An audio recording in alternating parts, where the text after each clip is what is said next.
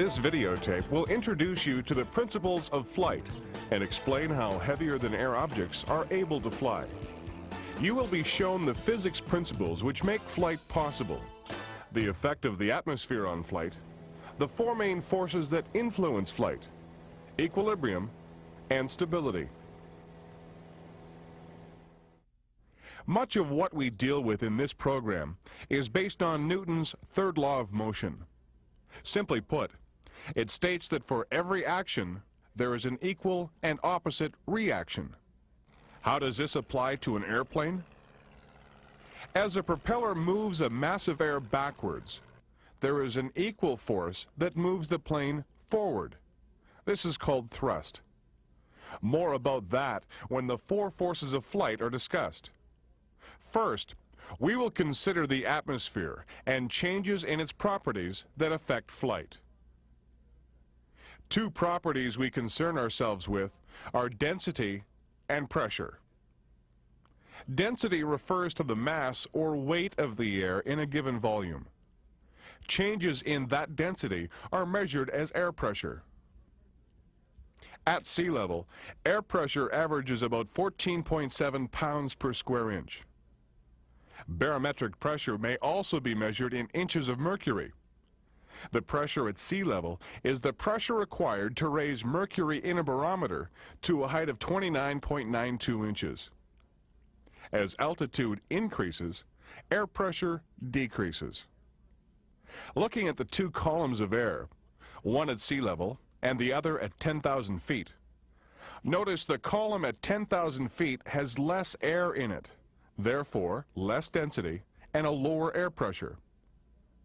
As a matter of fact, the air pressure at 10,000 feet is 10.2 pounds or a drop of 4.5 pounds. Before we leave the subject of the atmosphere, we'll consider one other factor, temperature. As altitude increases, temperature drops. The reason for this is that the sun's heat has little effect on air. Most of its energy is absorbed by the Earth, making the Earth the nearest heat source to the air. Therefore, air closest to the Earth is warmer. Air higher up is cooler. We'll now consider the four main forces that influence flight. We've already mentioned thrust. The others include drag, weight, and lift. Note how Newton's third law comes into play. Thrust and drag are opposite forces, as are lift and weight. First, we'll discuss lift and weight, the two vertical forces that act on a plane. Weight, the downward force, is the total weight of the plane and its contents. For the purposes of this discussion, it is calculated through a single point known as the center of gravity. Lift, the upward force, is generated as the aircraft is thrust through the air. As the wing of the plane travels through the atmosphere, the air above the wing is traveling faster than the air below it. The principle at work here is Bernoulli's theorem. It states that as the velocity of air increases, its pressure decreases. Since the air above the wing is moving faster, the pressure above the wing is lower. The effect of the decreased pressure above the wing is obvious. And when the lift force becomes greater than the plane's weight, flight is the result. Like weight, lift is calculated through a single point. It is located on the wing and is called the center of pressure. There are several observations we can make about lift, but first some definitions.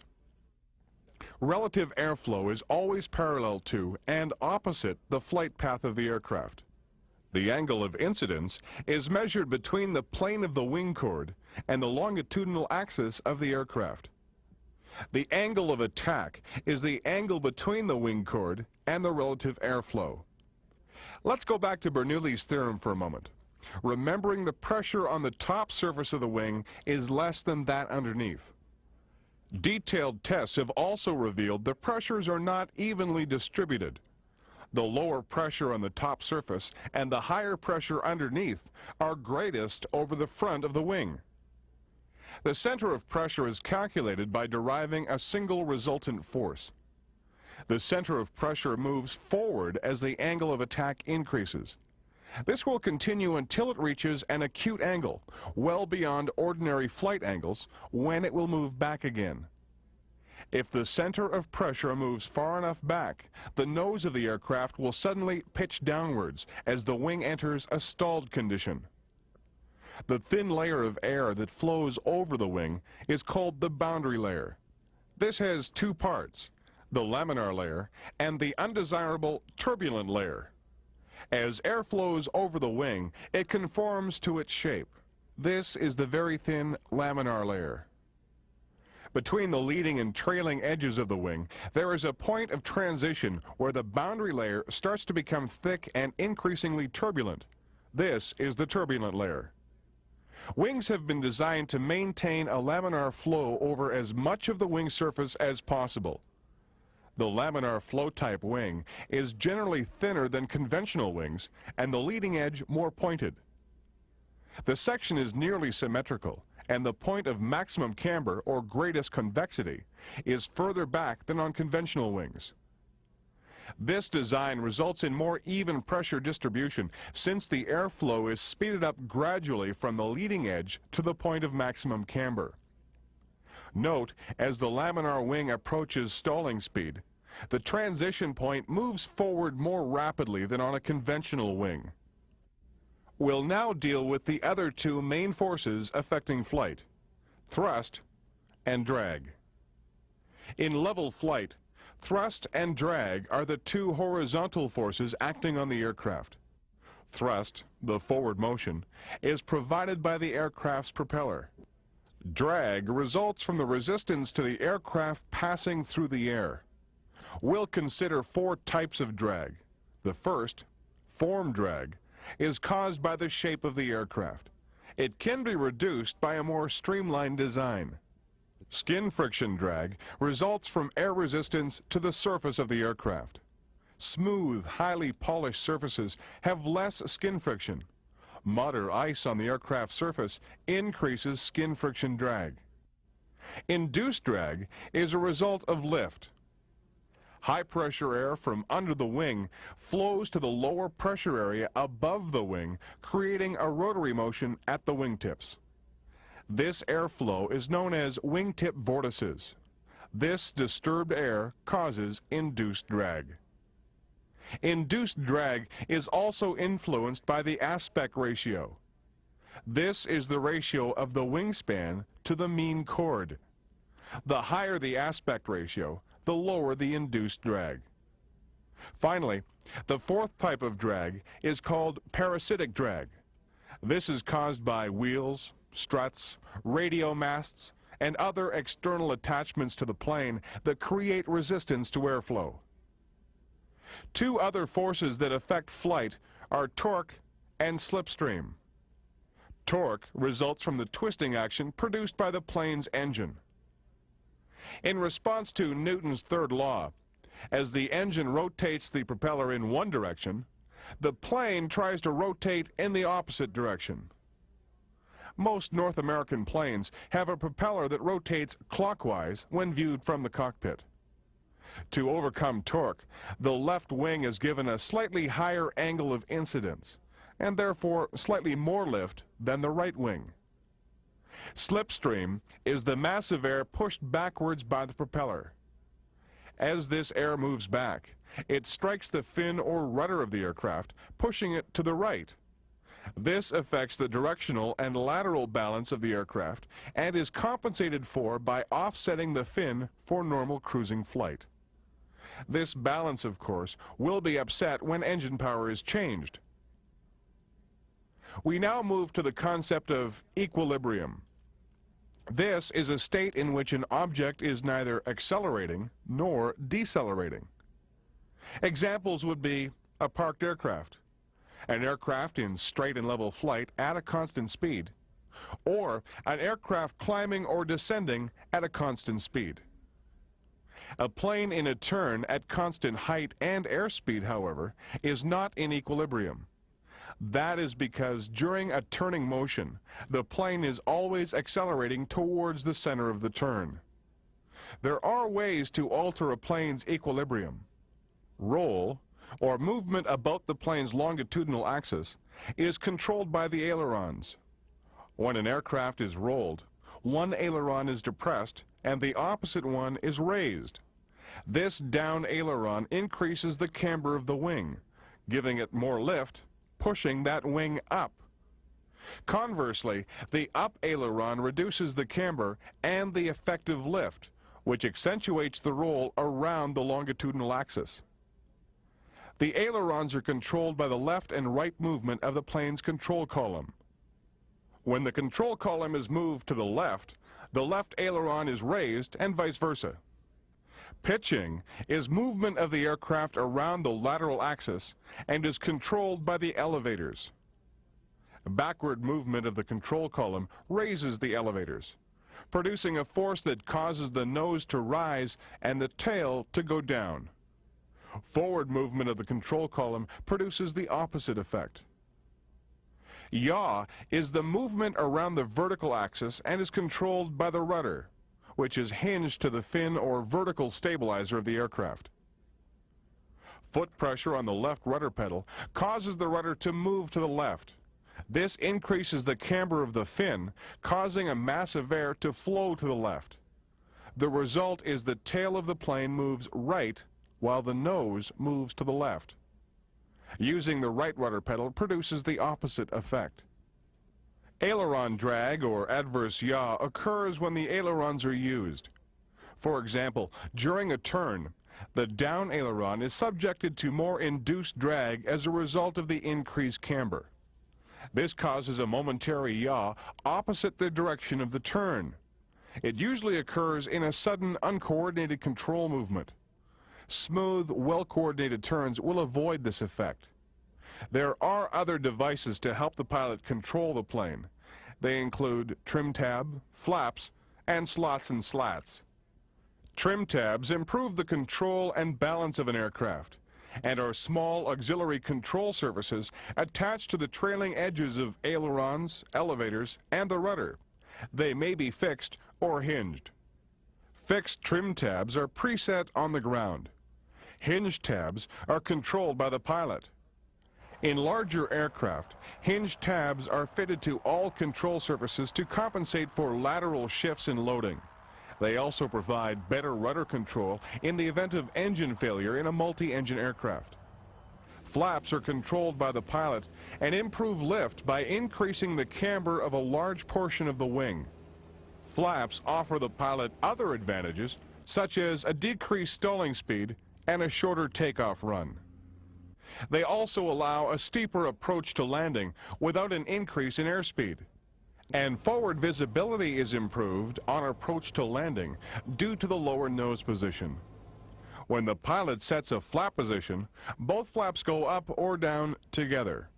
When fully retracted, flaps conform to the shape of the wing. Flaps must be used cautiously, especially when near the ground because of the sudden loss of lift and change in the plane's balance that can result. There are several types of flaps: plain, slotted, split, zap, the Fowler flap, double slotted, and double slotted flap and leading edge slat. Slots and slats are devices on the leading edge of the wing which improve the airflow or laminar layer of air over the wing at low speeds. These may be fixed or controlled by the pilot and are generally found on airplanes with special performance requirements. On some aircraft, the tailplane can be varied in flight to trim the aircraft longitudinally. This is done with a horizontal stabilizer, and the effect is similar to trimming the elevators on an aircraft with a fixed tailplane. If the plane has differential brakes, that is an independent braking system for each main landing wheel, they may be used to shorten a landing roll or give directional control on the ground.